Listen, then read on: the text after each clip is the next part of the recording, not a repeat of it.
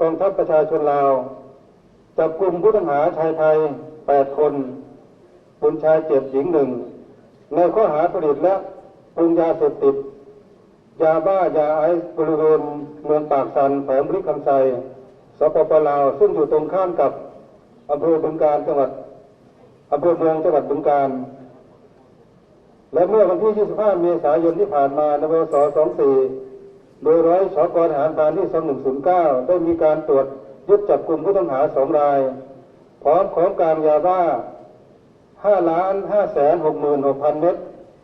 ในพื้นที่อำเภอปากชมโดยความร่วมมือด้านการข่าวกับ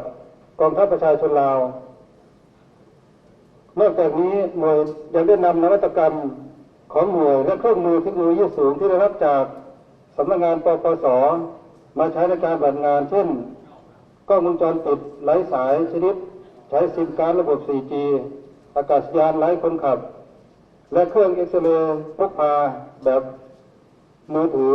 มาประยุกต์ใช้ให้เกิดประสิทธิภาพสูงสุดในการปฏิบัติภารกิจ